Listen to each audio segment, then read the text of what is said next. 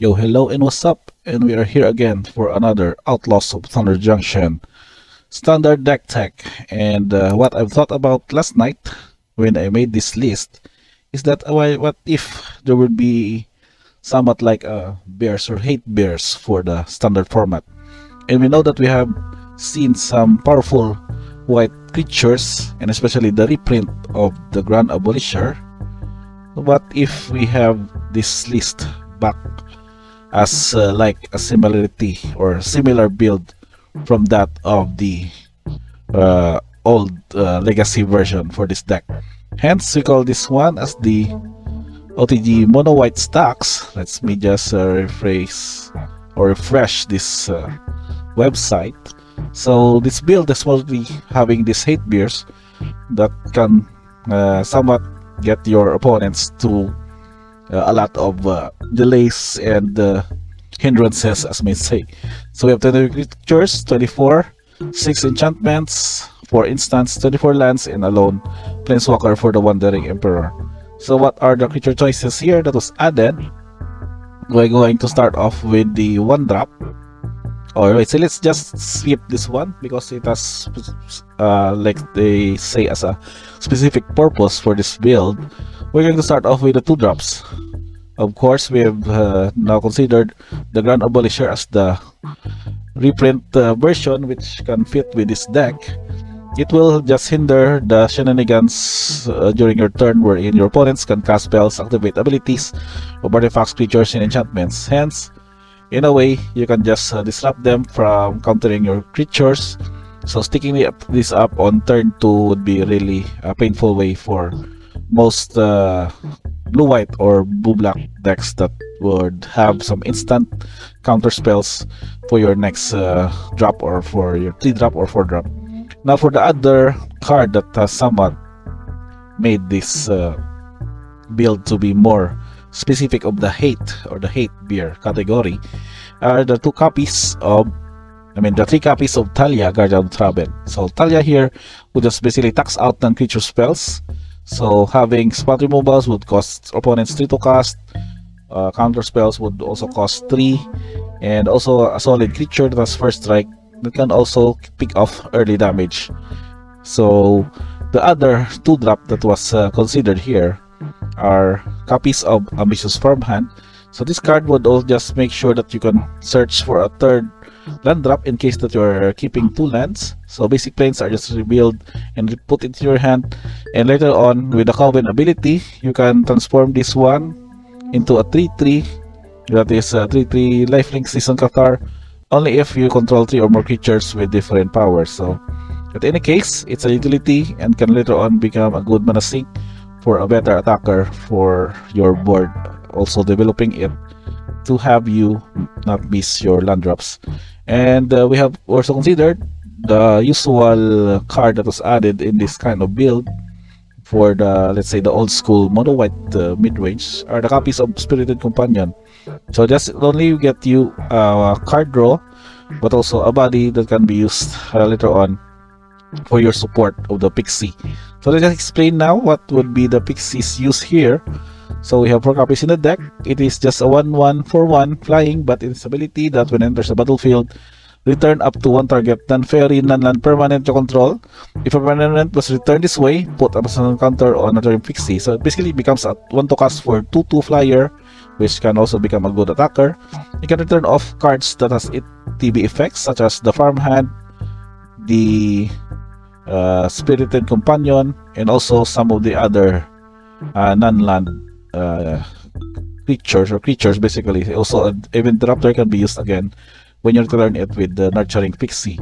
So the purpose here is that you can just get off with another value of your permanent or ETB creatures with this card, while also getting a good attacker in the air with a 2/2 power and a flyer also. And for the other last, let's say a 2-drop for this deck, is a lone copy of Dismantler. This can also just tap out your opponent's artifacts as they enter the battlefield tap, and also can be used to destroy artifact with mana value X. So at any time, you would need to sacrifice this one to destroy treasures or anvil, for example. You can use Dauntless Dismantler's ability. Now for your 3 drops, which I have shown earlier, is also a very important card in this deck, as the 4 copies of your Aven Interruptor. So this card would just comes to play with the ability that can exile target spell, and then it becomes platted. But the purpose later on is that the spells your opponents cast from graveyards or from exile cost 2 more to cast. So in any way, it can tax off plat effects from your opponent. They would have it for free, but they would need to pay additional 2 more. And also this becomes a good flyer attacker also, in a sense that you can then again later on return by the Pixie for another effect to counter target spells. And do take note that counter spells or instants can be used to get exiled, so hence counter spell when platted would basically become 0 value because they could not counter at sorcery speed. Now for your other 3 drop here, your 2 copies of Claim Jumper, it has a similar ability to that of the farmhand. It's one also you get to search for a basic plains card. That means not a basic plains, but it only would need to have this condition that if your opponent has control more lands than you, and then if your opponent controls more lands than you, then repeat this process once.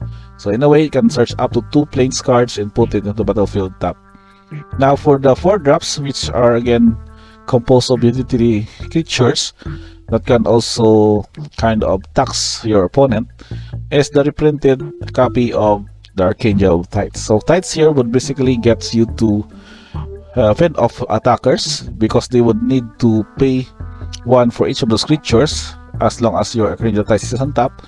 Then if it is attacking, creatures can't block unless their controller pays 1 for each of those creatures. So in a way, it can fend off to get you to attack with a good value, because your opponents would need to left any mana for payment for each of their blockers. At the same time, you get also a good 3/5 flyer, which can also become a relevant evader in the mid game up to the late game.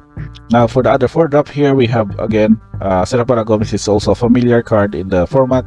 You can return off mana value 3 or less from graveyard, so any creatures early on that was killed off or was traded for damage, as long as they are in the graveyard, can be cast again by the Seraph Paragon.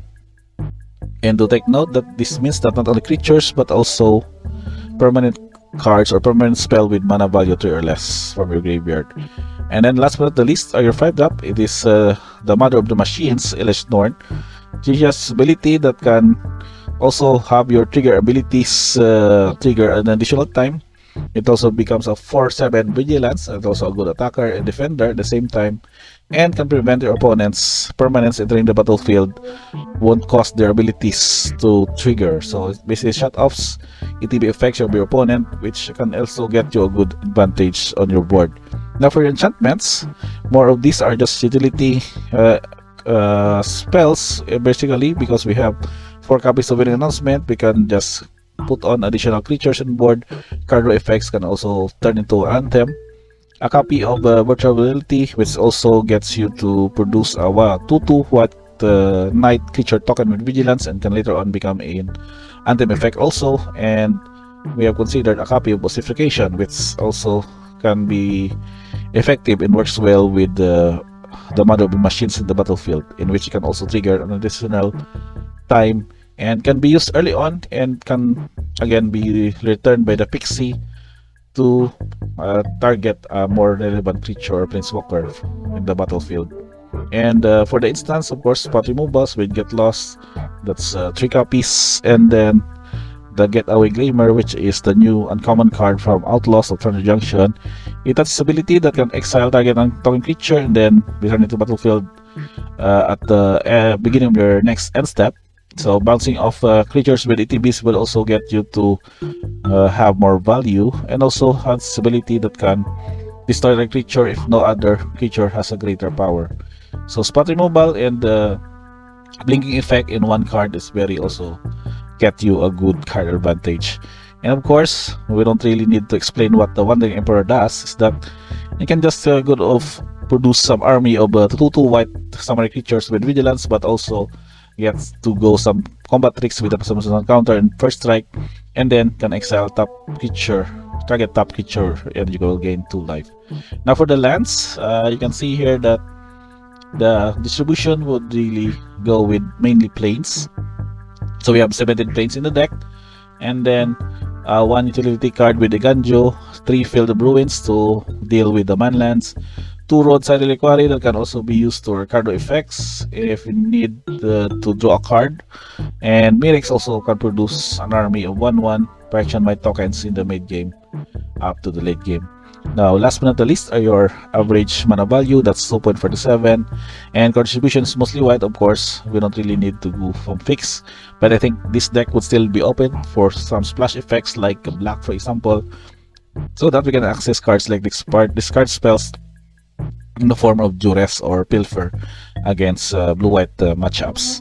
And our tokens here, we have 5 tokens: the human token, knight token, mob token, correction might, and the samurai token. So I think it's pretty much it. I think I have yet to confirm if this hate bear version would really pop out to play in the current standard format, and if I would be able to complete this list, then maybe we can do some play testing or trial and deck builds, and do some changes on MTG Arena or MTG Online. So I guess if you are yet to have this kind of deck project, just let me know in the comments below. We can have also some discussion. What were your insights, or if you are also using this kind of mini combo with the Pixie and the Aven Interrupter, let me know in the comments below so we can have a good discussion about it. Share with us, guys, and I think that's pretty much it for this deck tech video with Mono White Stax. Do like and subscribe, don't forget notifications on, and see you guys on the next video.